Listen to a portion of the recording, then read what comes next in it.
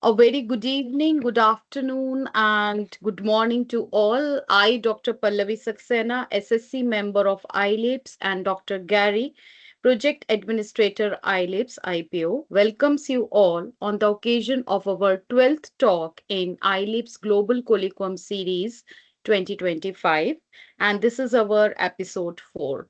So, with a very good response received from different speakers and participants from the last 3 years, we have decided to continue in 2025 also. So, we have started this Colloquium in 2022, and thus that was episode 1. So, we are continuing with this, the episode 4, and this is the last talk of this year. So before I go into more detail, let's talk about something about iLEAPS. I have a brief introduction of iLEAPS first. So iLEAPS is Integrated Land Ecosystem Atmosphere Processes Study, which is a global research project of Future Earth. iLEAPS provides understanding of how interacting physical, chemical, and biological processes transport and transform energy and matter through the interface of the land atmosphere. The prime purpose of this colloquium is to introduce the scientific society people with the distinguished and significant work of eminent scientists from different parts of the world. It's a very bright opportunity, particularly for ECRs, to interact with the distinguished speakers and establish the bridge between the ideas and the knowledge through this platform. So today our speaker is Professor Francis Pope, who is an expert on the causes and effects of climate change, air pollution, and resilient cities. He is a professor in School of Geography, Earth and Environmental Sciences from University of Birmingham, UK. He draws together and synthesizes evidence from multiple disciplines, including the data, natural, medical, and social sciences, to understand how climate change and air pollution affect human health and how they relate to urban development. He is a natural interdisciplinarian who reveals in working across boundaries and institutions. He is the Environmental Health Sciences Team Lead at the University of Birmingham and runs a large research group. Before gaining his full professorship in atmospheric sciences in 2018, Francis held a Birmingham Fellowship, which allow outstanding high potential researchers to establish world-leading research groups. Previously, he has held positions at world-leading institutions, including the University of Cambridge and NASA's Jet Propulsion Lab as a Caltech postdoctoral scholar. He has provided policy-directed research for many government agencies and has consulted for SMEs, large companies, and NGOs. He publishes widely with over 150 peer-reviewed papers, 6 book chapters, and many government reports. So today he will talk about the low-cost sensors, which has revolutionized air quality monitoring. And in this talk, he will provide an overview of low-cost source apportionment studies in indoor and outdoor locations. So I again welcome Professor Francis on the floor.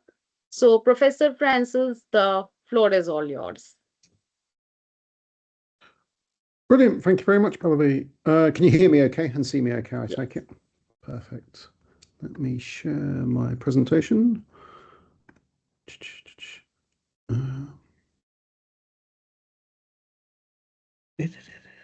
Can I just check that that's coming through okay? Can you see that okay, Pallavi? Yeah. Perfect. Excellent. Right. So, yeah, thank you all very much for the invitation to talk today. So I'm going to talk to you about something called low-cost source apportionment of air pollution. And as introduced, I'm Francis Pope from the University of Birmingham. So let me talk about what this low-cost source apportionment is. But before I do that, I'll start off with a bit which I'm sure 99% of people on the call will be very familiar with. But the reason we do all this work is because of air pollution and human health. So exposure to air pollutants causes a range of adverse effects on human health, and depending on which estimate you take, worldwide, there's something between 4 and 9 million premature deaths per year. Many in Africa, many in other places in the world. So and the way that air pollution affects our health, toxic action, so it affects, we breathe in air pollution, so it affects our respiratory system. Once we get it into our lungs, it can get into our cardiovascular system. And from there, it can essentially affect all the other organs in our body. Not only this, air pollutants are known to be carcinogenic. And there's this growing body of evidence that air pollution not only affects our physical health, but it also affects our cognitive and mental health. So this is a newspaper headline from a few years ago. Um, and so air pollution rots our brains. Is that why we don't do anything about it? So I quite like that headline. And I'm not going to talk anything more about cognitive health, but that's a research area that my research group is doing a lot on, as well as this low cost source apportionment. So maybe another day I can talk to you about that. Okay, so problems with air pollution control. So we need to understand, to be able to control air pollution, we need to be able to measure it. That's a standard mantra within environmental sciences. But unfortunately, the high cost of instruments has led to spatially limited measurements and limited information on the sources of air pollution. And so this leads to a big uncertainty on air pollution, depending where we are in the world and at what resolution we need to know it. So just a couple of pictures here of kind of standard laboratory bits of air pollution kit, both of them quite expensive. Maybe there's about £100,000 worth of kit there. So if you're lucky, you've got a few of these in your city, but you're not going to get lots of information around your city. So I think we all know about low cost sensors, and I'm sure people have talked to you about low cost sensors before. But there really has been a revolution in low cost sensors. And so the story goes, which is goes something like this. So back when I did my PhD, we built very expensive bits of kit. They were very precise, they were very accurate, they were very shiny. And the trouble with them really was that you never got to use them, or at least you didn't get to use them enough. And so whilst the University of Birmingham might have a few bits of these really good bits of instrumentation, you wouldn't get many measurements out of them. And so you wouldn't really get a very high spatial resolution. And nowadays we can go on Amazon or whatever our favorite e-commerce site is, and we can buy air pollution sensors, the size of my phone, about that size. Maybe they cost £100, maybe they cost €100, maybe even cheaper, sometimes a bit more expensive.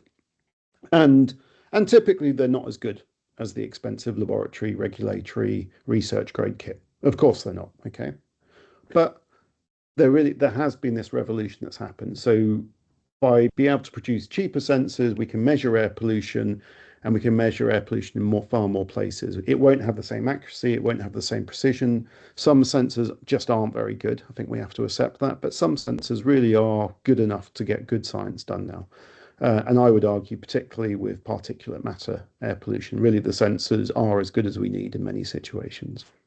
So there has been this revolution already, and that's been going on for the last few decades. And so the talk's not really about low cost sensors themselves, it's what more can we do with them. And so the problem really is there's this paucity of good quality air pollution data. And so the solution that's been given over the last few years is this low cost sensors. And as I say, I'm sure you all know what these are, but the advantages of low cost sensors is, by definition, by their title, they're cheap. They're certainly cheap with respect to their upfront costs. So their capital costs or their capital expenditure, so the capex. So they're certainly cheap with respect to that. As I say, you can buy them off Amazon or elsewhere for very cheap. And then in terms of operating costs or the OPEX, they can be cheap. I mean, this is something of a bit of a blind spot sometimes for academics. If I'm going to hire a research scientist in my group to work with low cost sensors, then actually they're not very cheap anymore. If I'm paying someone a good amount of money to postdoctoral researcher, then they're not cheap, but there is potential to make them cheap. So not only are they cheap, they're small in size and small in weight. And so that starts to mean we can put them in interesting places. They typically have relatively low power requirements. So that means we can run them off solar power with relatively small footprints, or we can run them off batteries, again, with relatively small footprints. Um, and overall, there's lower technical expertise required compared to the regulatory and the research grade instruments. Not completely no expertise required, but relatively lower. So with those four broad categories of advantages, that then opens up a lot of things we can then um, do with them. So the first thing we can do is we can have greater spatial resolution. So maybe where we used to have one monitor per city, we can now have 1,000, maybe 10,000. You know, that it's that cheap, that scaling factor compared to a regulatory grade instrument, we really can have lots and lots of these measurements. Not only can we have lots of measurements in lots of places, we can have greater temporal resolution. We can start thinking about mobile devices, so we can put them on vehicles on the road. Maybe we want to put them on drones, for example. We can start thinking about sacrificial devices. So, I've got colleagues, volcanologist colleagues, um, and so where they go to the top of volcanoes and measure what's coming out of the volcano. And, not only would a regulatory grade piece of equipment probably be too heavy, wouldn't have enough power requirements, but also it's a relatively dangerous environment and you wouldn't want to lose your £1 million instrument, for example. But if you've got a low cost sensor, you don't mind too much if you lose it. We can start to think about multi-pollutant measurements. We can start to think about indoor monitoring, which is really interesting. One of the problems with these kind of larger bits of kit is typically they have very high flow rates or relatively high flow rates. So if you start measuring in a room and you're sucking out many liters per minute, then it doesn't take that long before you've completely replaced the air in the room. So you're not really measuring the indoor environment, or at least not the local indoor environment there.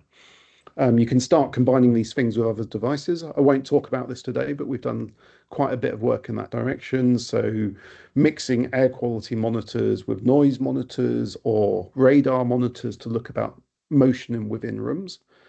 We can start thinking about doing digital twins and actually having sensors putting information back into models.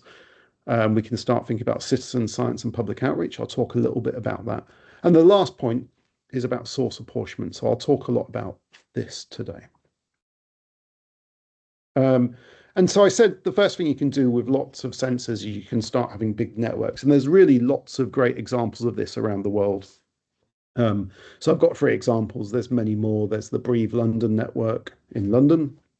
Um, there's the IIT Kanpur network, and then there's the AirQuo network in Kampala in Uganda, and all of them are excellent, really good. They've solved many of the problems. So you've got low cost sensors. So actually getting one low cost sensor to work is relatively easy, but actually maintaining a network of these sensors takes a lot of work to get going. And so these are three excellent examples, and it's really great to see some of the best case examples coming out of cities like Kanpur and Kampala, which are really ahead of the curve, doing better work than many places in the global north nowadays. So that's really good to see. So we've done lots of work over the years using low cost sensors and using those benefits of them. So one example is we put them on the back of motorbikes. This is an example in Kampala in Uganda. And so you can see these motorbikes here. So this is the kind of the predominant way of public transport in effect within Kampala. So when you go around, hundreds and thousands of these things, relatively polluting. And so both for the drivers and for the passengers, this is a relatively polluting way to get around, but it's the easiest way to get around. So in terms of economics, it makes a certain amount of sense. But anyway, so we managed to instrument, as an example, one of these Boda or a couple of these Bodas up with the kit on the back there. And so the driver went around their normal business.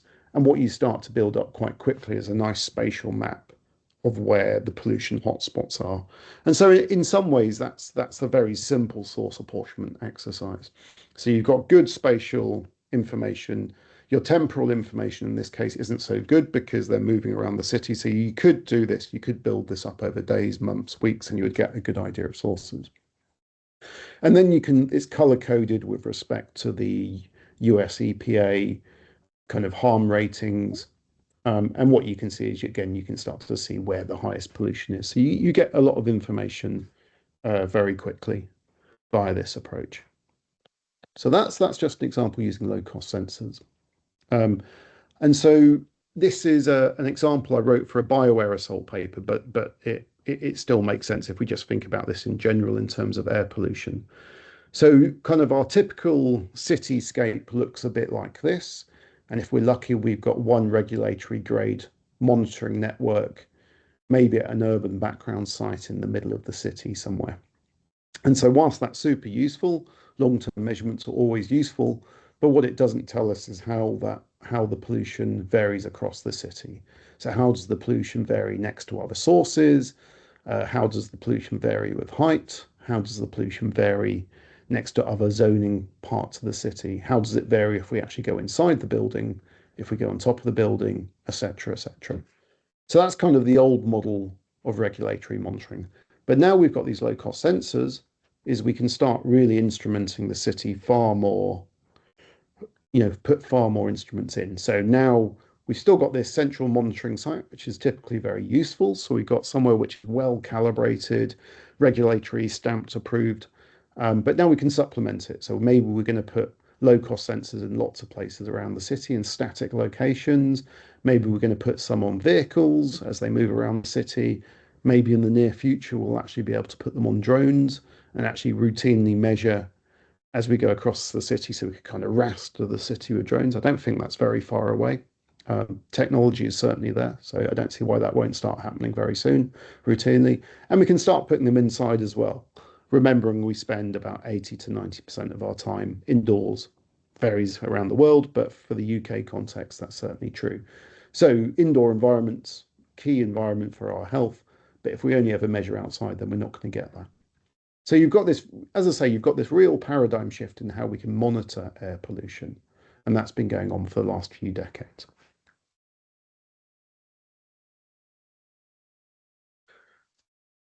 So then what about this source apportionment that I had in the title of the talk? So the first step in air quality management is you need to be able to measure how much air pollution there is there. And as I say, the low cost sensors have really transformed that.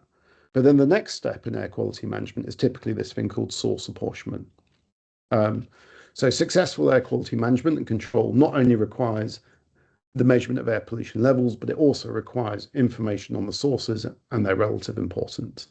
So if we know that air pollution is this high, we want to know how much comes from where. So does 10% come from traffic, or does it 40% come from traffic? Does 10% come from industry, or is it more? Does 30% come from regional air pollution from outside our city? And so that really tells us, if we know how much and where it comes from, then it tells us really where we should be targeting our approaches. If it turns out that in our city, that 90% of the air pollution comes from traffic, for example, then that means the best thing that your air quality manager can do is look at reducing traffic. If it turns out that 90% of our air pollution is from regional air pollution, then there's not much your city can actually do, but it's telling you should have more regional level policies to deal with it. Okay. Okay, so without this critical targeted information on pollution sources, it's difficult to reduce air pollution. And much like the story with air pollution monitoring, historically source apportionment has been done using expensive regulatory equipment. Okay, so source apportionment in itself isn't a new idea. It's been going on for decades. And lots and lots of source apportionment studies in the academic literature, lots and lots of universities around the world do source apportionment work. But the trouble with it is, even though the methodologies for doing it are relatively well known, it's actually rarely done in practice. Government agencies rarely do it, local councils never do it. And so actually this critical part of the air quality management toolkit isn't used. So the point of this talk is, can we do low cost source apportionment like we can do low cost monitoring of air pollution? And I guess to cut a long story short, I will argue that we can do it. So can it be done with low cost particle sensors? I would argue can. And can we get the same paradigm shift in monitoring air pollution that we've done with sensors for source apportionment? And again, I can't argue we can, because it hasn't been completely demonstrated yet, but I think there's a really good chance that we can have that same paradigm shift. So just pictorially, so what do these sources look like? So here's an outdoor example, just a cartoon of what sources in an outdoor world might look like. So this is our city. So there's urban air pollution associated with just urban living. That might be residential emissions, it might be cooking emissions from restaurants, etc. There'll be industrial emissions. There might be agricultural emissions. There'll certainly be traffic emissions. And if we're near the coast, or not actually, don't even have to be very close to the coast, but we might get natural emissions of air pollution as well. So again, what we want to know is how much, where's the different sources come from? Okay. So that's an outdoor example. So similarly, we can think about indoor air pollution. And so if we're worried about what our air pollution is at home, so there could be outdoor air pollution can come in. So we could have all the same sources from here, and then they can work their way indoors. I've just given two examples here for both industry and vehicular pollution coming in. But then there's also indoor sources, things like cooking or resuspension of dust or cleaning. And again, if we know what the relative values of these if we know what the relative values of these different sources are, then we can do something about it. If it turns out that all the air pollution in our homes is coming from outside, then that suggests we should have better filtration of outdoor air, which infiltrates inside. If it turns out that all our air pollution indoors is coming from indoor activities, then that suggests we should have better filtration, or actually maybe we should have our windows open and let more fresh air come in. Um, so as I say, there's various approaches to source apportionment that have been performed over the years. Probably the gold standard is chemical speciation. So where you have fingerprints, chemical fingerprints of different sources. For example, you can tell that vehicle pollution by different metals which are associated with the cars and brake wear and tire wear and things like that. So that's kind of the gold standard, but that's got a couple of downsides. It's expensive. You need to collect filters.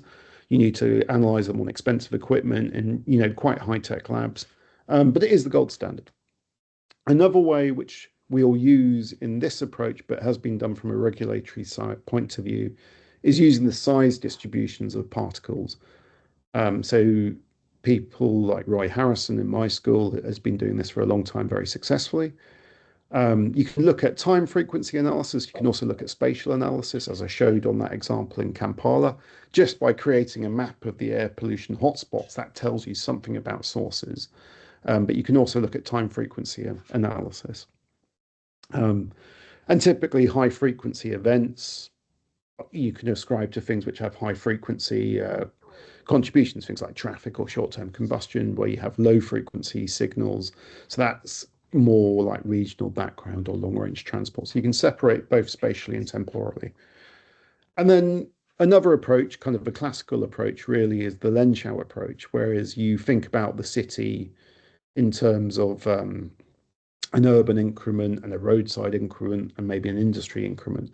And so all these approaches work and you can use them together, but they cost varying amounts. As I say, the chemical speciation is probably the gold standard. Um, but I'm going to argue that we can do a lot via different approaches. So if you're interested with this low cost source apportionment or this low COSA approach, so Demetrios Bouziotis in my group wrote a very nice review paper in the last few months, which is out there. So I recommend you going there. That was funded by the Environment or DEFRA, the Department for Environment, Food and Rural Affairs in the UK. One of the interesting outcomes from that paper is what you can see is these studies are being driven by the global south, but actually the outcomes are just as relevant in the global north as well. There's a real need in the UK to have source apportionment being able to do at a local level. But it's good to see this push coming from both sides. So I'll show you a few examples now of different low-cost source apportionment. So here's one example using that Lenschow type approach. So the Lenschow type approach is pretty simple, and in reality, all you need for this to give you a rough overview of what the sources in your city look like is you need one sensor downwind of the city, so you kind of got a not downwind, sorry, upwind of the urban centre. So you've got a regional background. Then you need an urban background site, which isn't close to any big sources of pollution. And the difference between those two sensors gives you your urban increment. And then if you think that traffic, for example, is a big contributor to your air pollution, then you need a roadside site. And through those three things, you can get quite a lot of information for your city. So this is some information from Nairobi from a few years ago now. The red line is the traffic site. The black line is the roadside site. Sorry, the black line is the urban site, urban background site, and the blue line is the rural background site. And what you can see in this example is as you go from the rural to the urban, air pollution increases quite dramatically in Nairobi. And then when you go from the urban background to the roadside, again, the increment increases quite a lot. So you've got both PM10 and PM2.5. So it's as you would expect, but you can start to get an idea, a very simple idea of source apportionment in your city, and that works quite well. Okay, so then we started to think, could we get more information out of these sensors? So can we start thinking about particle sizes? And so one approach, as I said earlier, one approach to source apportionment is you use the size distribution of the particles. And so this is using expensive regulatory grade equipment. And as many of you in the room will know that there's a wide range of particle sizes in the atmosphere which follow these distinct modal steps. And the grey line is how the volume of the particles vary with size, and the black line is the number concentration. And the interesting thing is you get these bumps and wiggles in these two distributions, and you can use those bumps and wiggles to disaggregate different sources.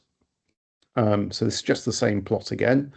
But in broad terms, really small particles tend to be from nucleation type effects. Slightly bigger particles tend to be from combustion. Slightly bigger particles, that kind of slightly aged, older pollution. And then you get into this super micron territory, and this tends to be more from abrasive and mechanical processes. So you get resuspension, you get abrasion, and things like this. So as I say, this was all measured on regulatory expensive lab equipment. So this is using an SMPS and an APS, so probably at least £100,000 worth of kit to get this distribution. But a question we asked ourselves about 5 years ago now is this is the size distribution you can get with a low cost sensor. So optical particle sensors can give you size segregated information from about 0.3 microns to about 20 microns. So does that size within here give you enough bumps and wiggles to be able to disaggregate it? And the answer, as I'll show you, is yes. Interestingly, something we're starting to think about more. We released one paper a while ago, this paper by Molly Hagan in Cambridge, but you can get some low cost sensors which actually start to measure these lower size distributions as well. It's not as well defined exactly what size you're looking at, but it does give you this extra bit of information. So I think there's a lot of work that can be done in combining these two regions. That's the last I'll say on that, but any aspiring young scientists, I think there's a good direction to travel by combining these low cost sensors which measure multiple size ranges. So most of our work, not all of our work, has been done using these AlphaSense OPC N3s. So they're an optical particle counter, low cost sensor. They're not super low cost. The individual sensors cost about £400. You can buy commercial packages for about somewhere around 4,000. The price is beginning to go down. So they're not super low cost. If you can make your own, you can make them pretty cheap. But there's lower cost versions of this which are beginning, and we're starting to do some work on this, which gives you some more coarse information. But this is in the low sensor world. This is kind of a gold standard version, and they give you lots of size information. So that's the hardware you use. In terms of the software we use various source apportionment algorithms. We either use positive matrix factorization or NMF, which is non-negative matrix factorization, which essentially gives you a clustering type analysis, and from the clustering you can work out different sources. So it gives you a what sources you have. It deconvolutes the signal into what sources you have and what's the strength of those sources over different times of the day. And so that's a relatively standard approach. That's not anything new here, but the combination of using low-cost sensors with this is relatively new. So I'll give you a few examples now of us using this. So this is one example from the centre of Birmingham. So this is we've got this new railway line being built between London and Birmingham. So this is the UK's the largest bit of infrastructure being built in the UK at the moment. And so in the centre of Birmingham, there's this huge construction site. So it's probably about a kilometre across, I guess, 300 meters there. So a really, really big bit of construction. And we monitored here from this site here. And so what we did was we deconvoluted the signal, and we broke it down into different size factors. The factors have different size distributions. And then from there, we have to, and this is where the kind of the black magic comes into it. You still have to have an expert solicitation step. So understanding, so you can get these different factors and these different timings, but you then need to work out, well, what does that actually align with? So that's where you have to have some background air pollution knowledge. But we managed to break it down into these different urban background one, construction site one, urban background two, construction site two, and regional background and marine signal.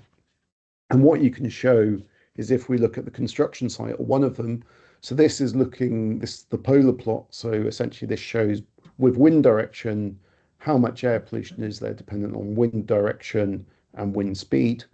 And the hotter the color, the more air pollution is coming. And this is broken down between non-working hours here, and then this is for working hours here. This is for the construction site. And what you can see is during the working hours, the construction site signal is far stronger, as you would expect. So you can start to really, when we compared the diaries of the people who worked on the construction site with the pollution signal, and from also looking at which direction the pollution came from. So there seems to be a lot of activity over here and also a lot of activity over here during this work. Then we can, from a logical breakdown, we can start working out quite nicely. And so then you can break down those factors into the time series. And again, probably most usefully here, if we look at factor 4, which is for the construction site, it's the same for the other construction site one, but there's a different type of pollution coming. What you can see is the construction site lands very nicely on top of the activity diaries for the site. So you can really start to get very detailed information about local air pollution. And I think going forward, this will be super effective, because then you can start to, as an air quality manager, you can start to say, well, where is the air pollution coming in our city? And if we can say, well, this construction site is creating this much air pollution, then we can start putting individual permitting on these type of sites with respect to how much air pollution they're allowed to emit. Similar example, next example, this is, again, we did this with DustScan. This is a company which does nuisance dust monitoring. And so we looked at a quarry, again in the UK, and so local residents were worried about how much air pollution was coming off this quarry. So we got lots of blasting, we've got lots of processing, so potential for a lot of air pollution problems there. So we can do the same thing. We can monitor air pollution, don't need to monitor it in many places. An upwind and downwind site is usually sufficient. And then we can do the source apportionment algorithms on top using the size distribution of the particle matter as an indicator of the source. So in this case, the optimum number of factors were 4 factors, which we assigned to an urban background, a quarry-related signal, a regional background, this marine signal, which we always see, and then maybe in this case, there was a slightly undefined source, which we thought might be the nearby town. And again, we can look between working and non-working hours.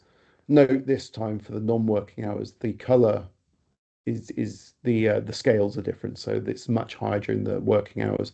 And what we can see is you can see a signal coming from the quarry. I should have said the monitoring station was here with the quarry to the southwest. And so we do see a signal, but the good news for the quarry in this case is actually the amount of air pollution that we could assign to the quarry was relatively minimal. We saw a distinct signal, So we were happy or clear that it was the quarry.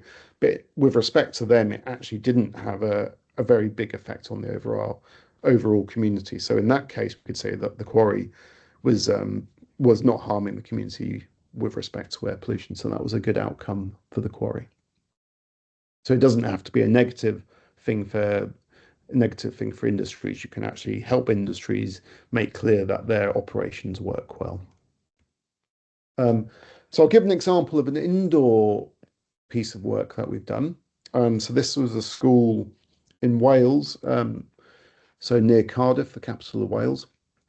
So here we monitored in three different classrooms. So there's a classroom here, and a classroom here. So the first one was a religious studies classroom, the second one was an English classroom, and the third one was a cooking classroom. So you can guess actually where we thought we'd see the most air pollution. Um, and this was actually a student project, a master's student project, which was really nicely done. So what we did was, before I talk through this, we did the same thing as the previous studies.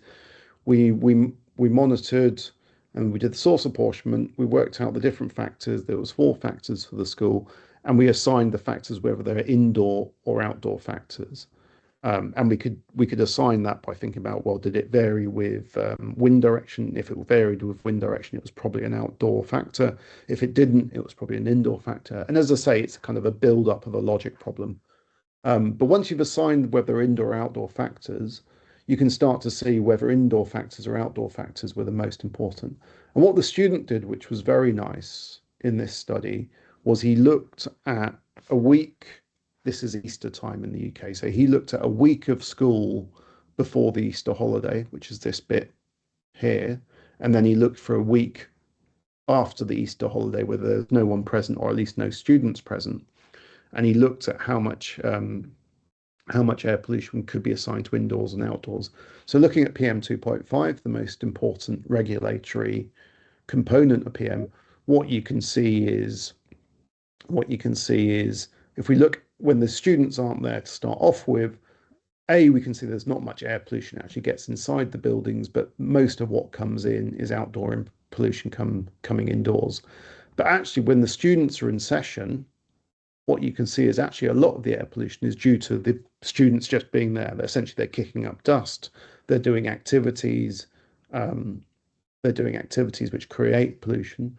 You can see, interestingly, there's an outdoor kind of pollution episode which comes through there, which the outdoor monitors picked up as well. So there was just some pollution event which came through there. But you can start to see for PM 2.5, actually a lot of the pollution comes from indoors rather than outdoors. So that suggests that you should be doing more to reduce air pollution from the indoors than outdoors. Okay. Um, so moving on a little bit. So this is a project, an EU project that we did. So this is RI Urban's project. So this was looking at air quality mapping and source apportionment, again using low-cost sensors. Had several pilot cities, including Birmingham, but also Rotterdam and Bucharest. So the UK is here. For those of you who don't know, Birmingham's pretty much bang in the middle, a little bit more to the left than absolutely in the middle, but about there.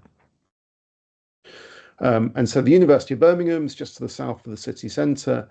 And there's this area to the south of the university called Selly Oak, and this is kind of the student accommodation. Oops. This is the student accommodation area of the university. And so what we did here was a really nice experimental design. Again, this was designed by Dimitris Biziotis in my group.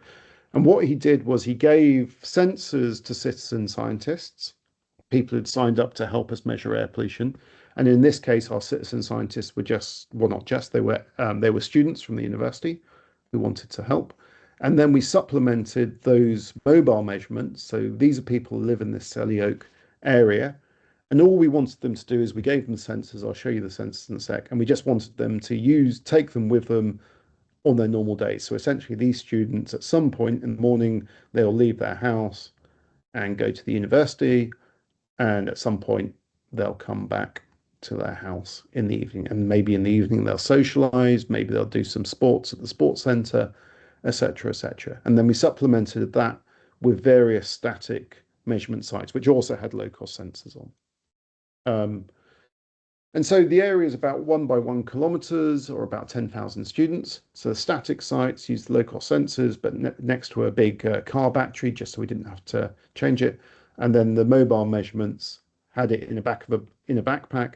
And the idea being is the students could put their normal student stuff in the backpack and not really notice the air pollution monitor in there. They had to change the batteries every couple of days, but otherwise it didn't really interfere with their lives. Um, and so what you can do is, even if you just look at the concentrations measured by all the students aggregated, you can start to get some hotspots. These are some hotspots for PM10. And interestingly, straight away, what you could do is you could work out where construction activities were going on in the area. So these hotspots here corresponded with construction work. And so you can really start to get to this hyper-local air quality measurements very quickly. And the interesting thing, or I think the most interesting thing for me, is actually the students. You needed very few students um, to actually really be able to map out the whole area. We had about 8 or 10 students, and you didn't even need that many to map out the whole area. And so they not only had these OPCs, they also had black carbon sensors and other things. And what you could do is on their walks, you could really see hotspots to do with construction with respect to PM10 and PM2.5 in particular. And then if you looked at the smaller particles, then you could see hotspots with respect to transport. So you could get a very detailed measurement for individual journeys. So that's good. So the citizen scientists themselves knew what their exposure was. But more interestingly, I think, is could we fill in the gaps? So if you've got these citizen scientists giving you the data, and then you've got these static sites as well, can you start to actually make a model where you can understand the exposure for everyone? So we used machine learning techniques in here, um, various approaches. So we used this random forest regression, and then we worked out if we so let me start again. So first of all, this is all the PM2.5 measurements over the campaign. And then using the machine learning, we can essentially replicate that pretty well. You get good R squared. It's not perfect, but you capture that variability. This is the predicted versus actual. So there's the paper associated with it. So you can really get to this very high spatial resolution. We got down to about 30 meters and 10 seconds of spatial temporal resolution. Various tests within there. But as I say, the really interesting bit for me was for this area of about 10,000 people, you only really needed about 4 people doing these measurements. So there's a really big scaling factor. So actually going forward, thinking about regulatory monitoring, so rather than thinking about citizen scientists as a kind of a public outreach activity, you could almost have them as a way of monitoring low costs, monitoring hyperlocal air pollution. And I think that's clearly a direction to travel. Maybe not in backpacks, maybe on the back of things like postmen, or post people on the back of in their trucks as they might goes around an area. So clearly ways you could do this. Um, I think I'm beginning to run out of time a little bit, so I won't dwell on this because I think I've said all of this a lot already. Um, I won't go over this too much. But we've also done a lot of work on whether we can find pollen within. So pollen is an aerosol, it's a bioaerosol. And the nice thing for us is it's got a well-defined shape. There's not many of them. So from a number concentration, there's not many pollen, but they have this well-defined supermicron shape. So it's a bit of a needle in the haystack problem. But again, going through this source apportionment, machine learning approaches, you can start to reconstruct pollen time series, and it starts to work. There's quite a lot of work needed to go further, but it shows real promise that you can do this. And this is, as I say, for something which really doesn't have a very high concentration. And then the last bit I want to go on, this is just, well, it's not just a bit of fun. I think it's actually quite important. But what I had is this nice collaboration with this artist called Robin Price. So he took the same sensor. So this is the OPC N3 there on his wrist. And what he's doing is he's measuring the air pollution. It's not quite source apportionment this, but what he's doing is he's measuring the air pollution, and he's creating light paintings. And this is a little bit like when you take a photo of someone with a sparkler or with something bright on a long exposure. So you can write your name if you've got a long exposure photograph. And so what he does is he links this light painter to how much air pollution there is. The more air pollution, the more it sparkles. And then he takes this long exposure photograph, and essentially the more dots you have on the screen shows you the more pollution that you get. And you can see going from, this is a location in Ethiopia, relatively low air pollution there. This is a location in South Wales, again, relatively high pollution. This is a big steelworks, Port Talbot, for those who know. Um, and then this is a children's playground in Delhi. So you can see this really high amounts of air pollution there. So you get, by being able to compare these things, you get this nice way of explaining air pollution to people. You can start to explain source apportionment to them at some level.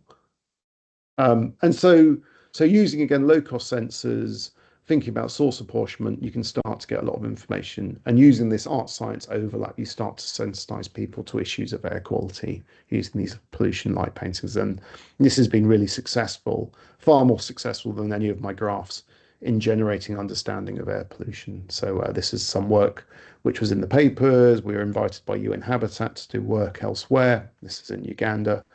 And so, yeah, a really successful piece of explaining air pollution and making people understand where air pollution comes from.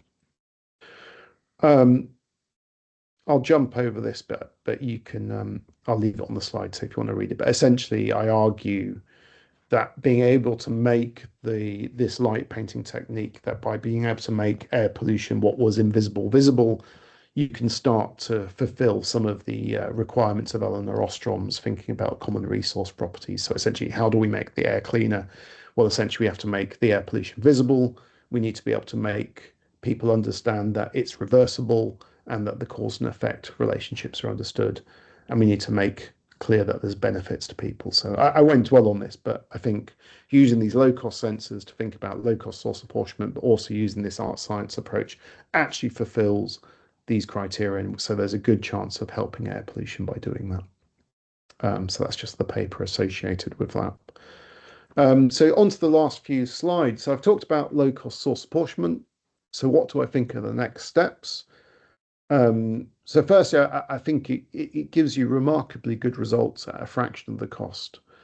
And hence, there really is great prospects for much improving our understanding of air pollution in many contexts, both for the long-term and campaign modes. So you can start to think about using networks of sensors to triangulate sources of air pollution.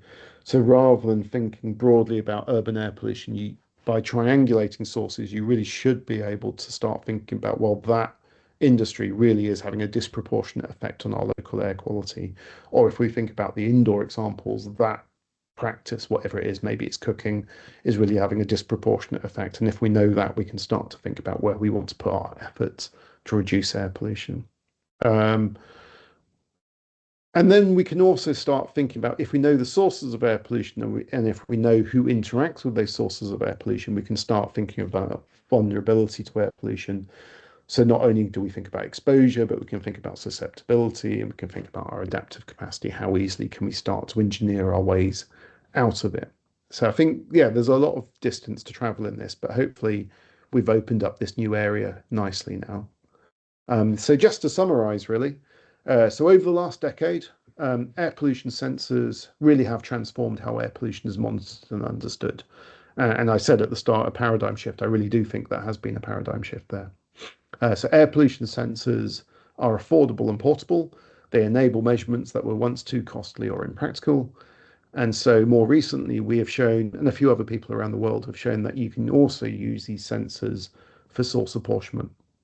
And I've also showed that you can use these sensors and the source apportionment approaches to engage public more effectively. And that just leaves me to say thanks to the various collaborators and funders over the year. And with that, I'll happily take questions if there are any. Thank you.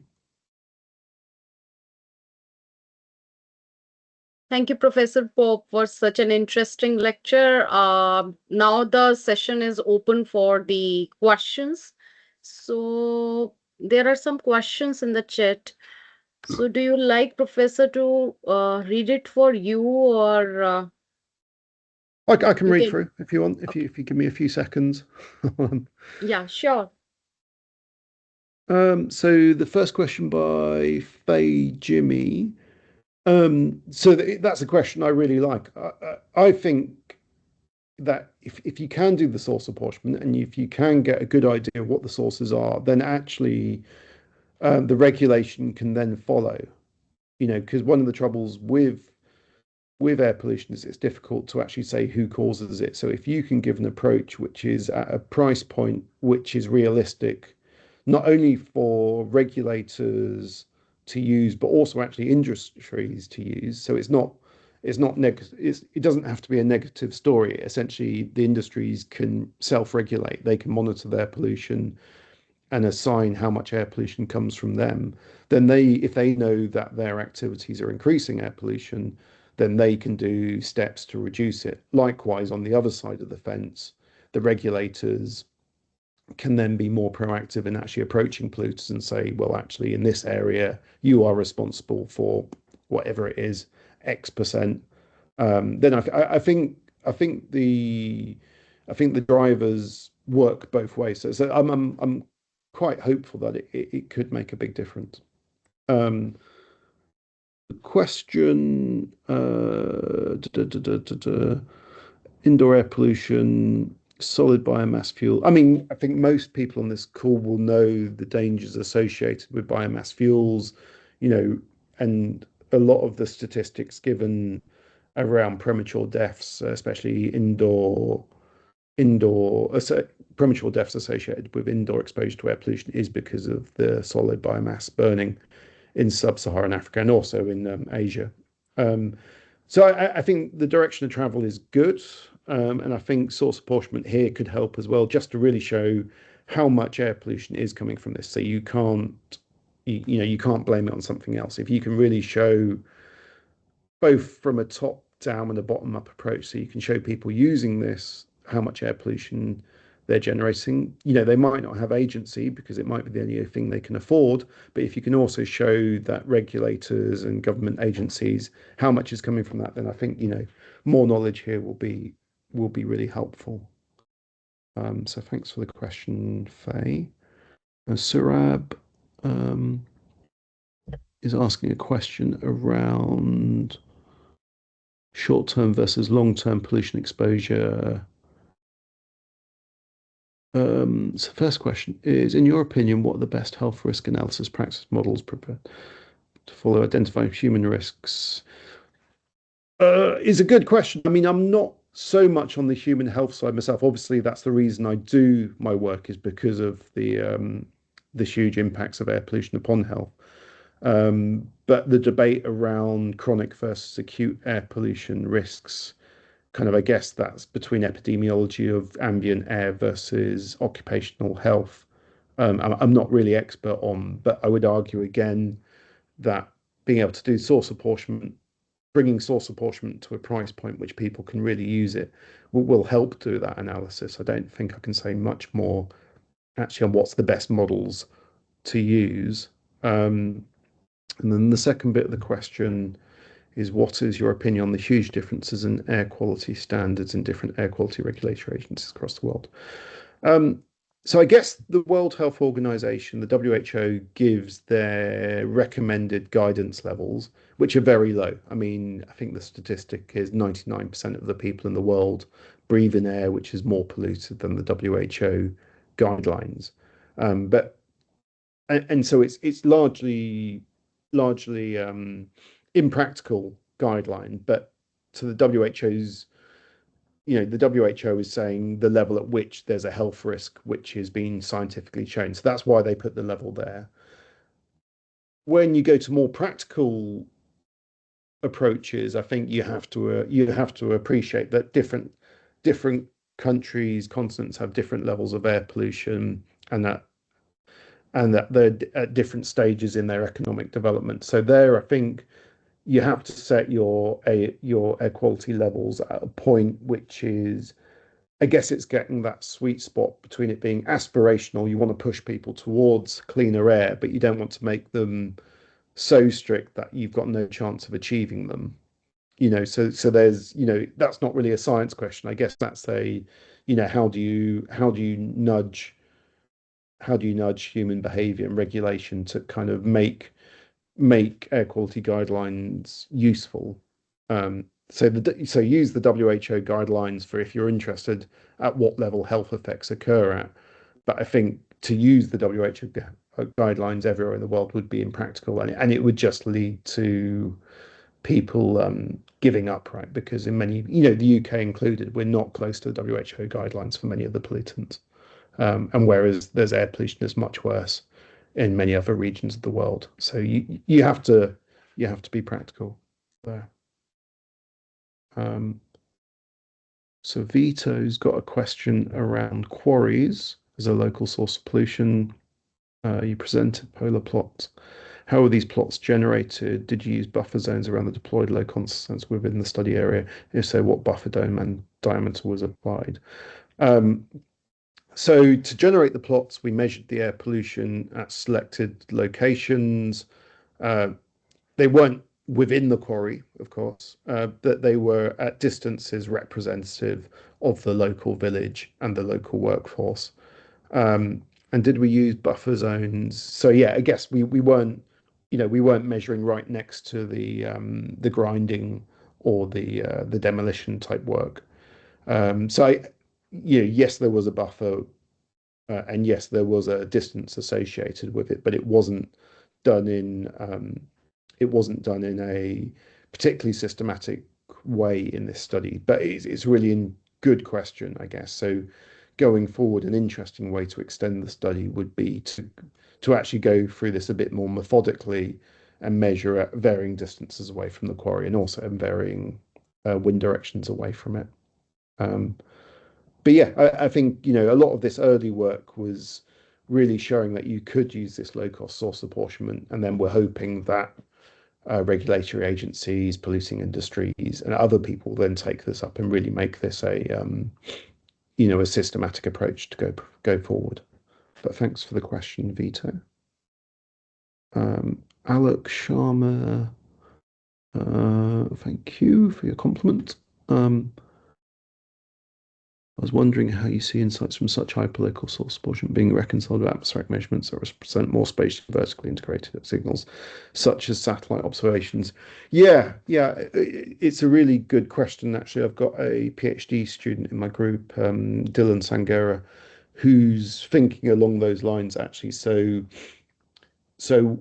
can you supplement the low cost sensors with satellite data? And I think it's a really nice idea. And as I said at one point in the talk, so what the satellite, I didn't talk about satellites in particular, but I talked about the temporal or the frequency domain.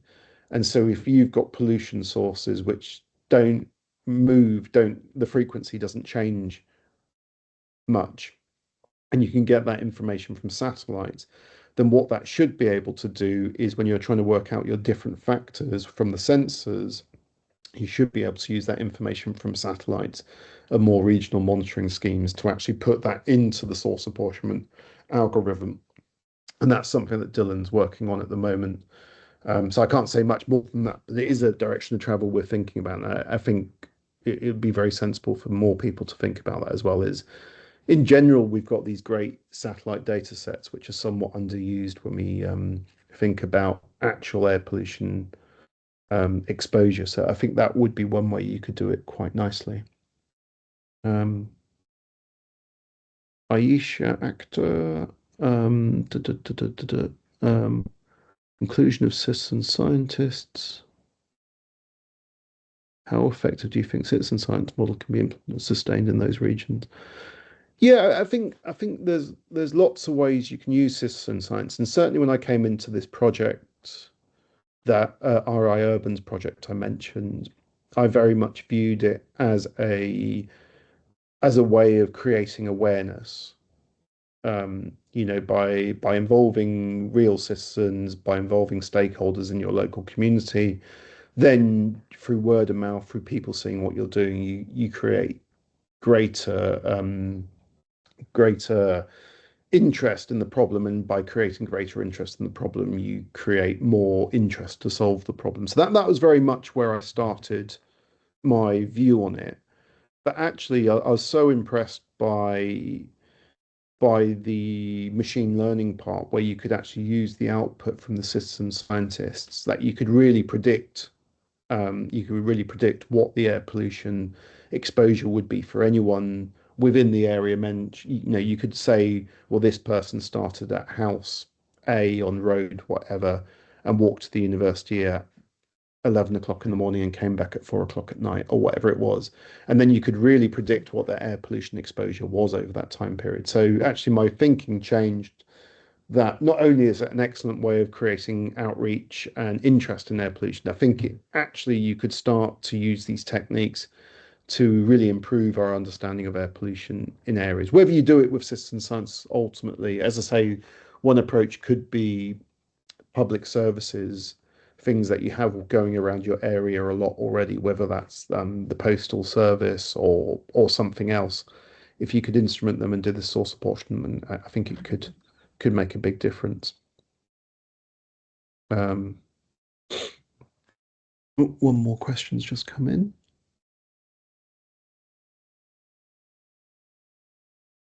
So that's about the size distribution. Yes, yes, absolutely. So Sirima asked the question about low-cost sensors and their cut-off sizes, and whether you can really think about smaller particles than the cut-offs. So yeah, so most of our work has been using optical particle counters, which do measure real particle sizes from zero point 0.3 microns to, they claim 40 microns, but let's say it goes up to 10 microns relatively well. So lots of the PM's air quality sensors don't give you really much size information, but the OPCs do. Um, so then if you want to go lower in size, and of course there's lots of interest at the moment, both in ultrafine particles, so particles less than 100 nanometers. There's this growing body of evidence which suggests that these really small particles actually have a disproportionate effect on health.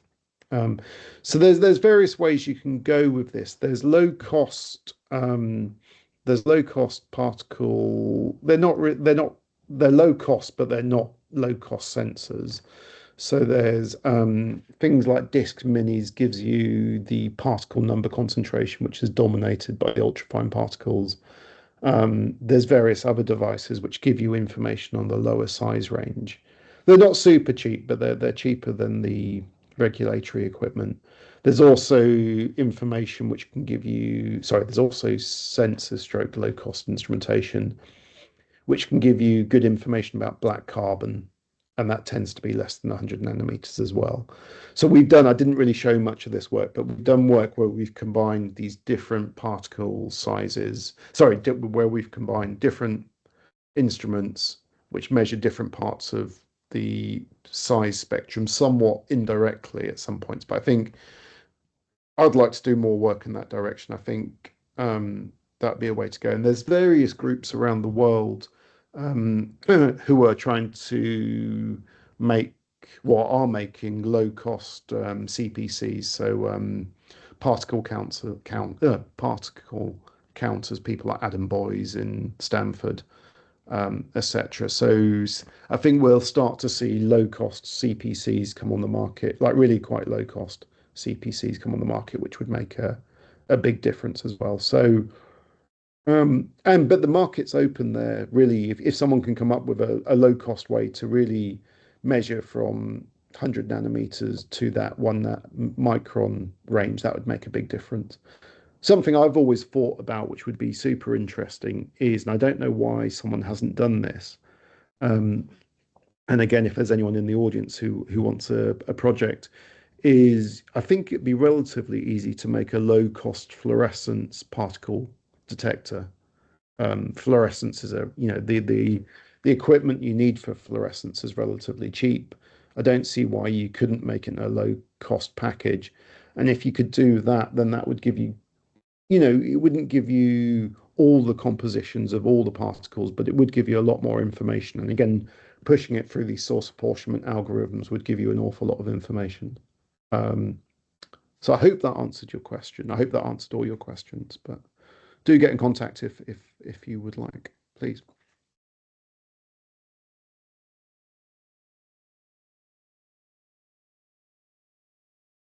So now I'm seeing no more questions. Okay, one more question from the same person. Okay. Yeah, so I think so how do you determine the factors? And this is the part of the project where I think I said it, but this is where you still need that expert understanding of air pollution. And it does turn into a bit of a logic problem. So you know all these facts about the air pollution, the factors, and so the PMF and then the NMF algorithms, um, they're non-supervised, but they're supervised in the sense that you have to tell them how many factors you want.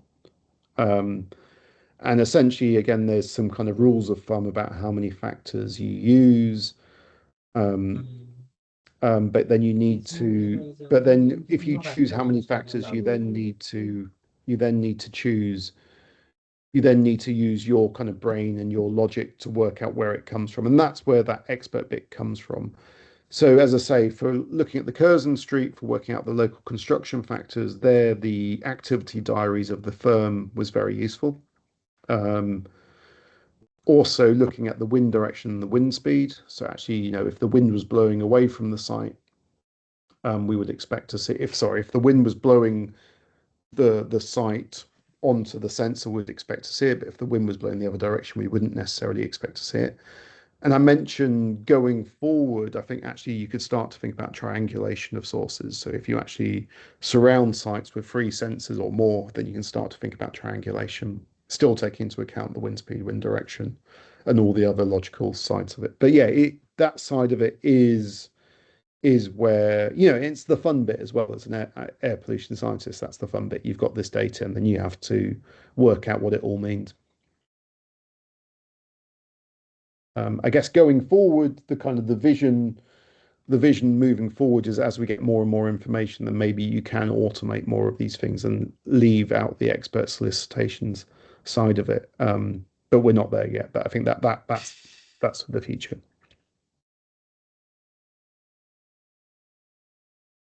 Uh, Professor Ramesh Singh has one question. Uh, please go ahead. Francis, thank you very much for giving overview of the low cost sensors. And the problem, what I see everywhere about the calibration and maintenance, the signal, the sensor degraded. So these are the problems, you see. And in India, I was running, I was a part of the Akash project of Japan, you see. And so that is the problem. So one should try to, like some of the sensors data, we collaborated with the American embassy, you see. But most of the time, people, they do not collaborate and maintain. These are the problems. So what is your comments? Yeah, absolutely. Thanks a lot for the question, Ramesh. Yes, so I think I argued at one point. So for the particulate matter sensors, uh, um, some of them are pretty good now in terms of calibration. Yes, you should calibrate them. There's a few tricks that you need to know about the effect of humidity, the kind of the hygroscopicity of aerosols, and if you're in high humid conditions, you need to likely do some extra calibrations on top of that. But overall, I would argue actually the PM sensors are nowadays pretty good. People selling people selling commercial PM packages know these tricks and they calibrate for it. They're not perfect, don't get me wrong, but they're pretty good. The gases are still not super good.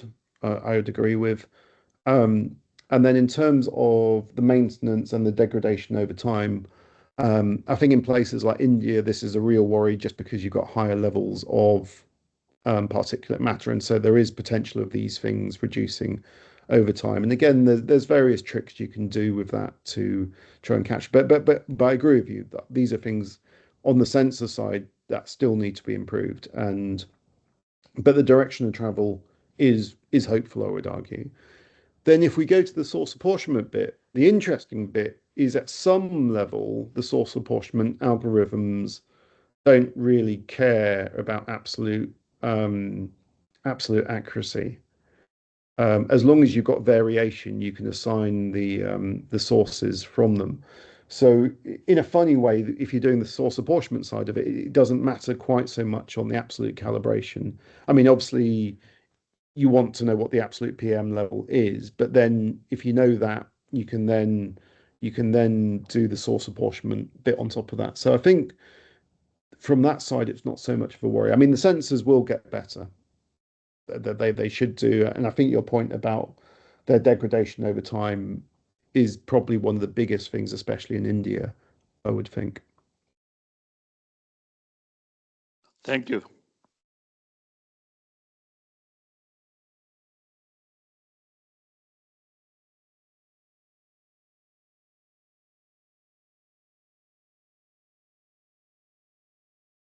Pallavi, I think over to you to do the kind of thank you and Yeah. summarizing remarks. And thank you, Francis, for a very informative talk. Thank you.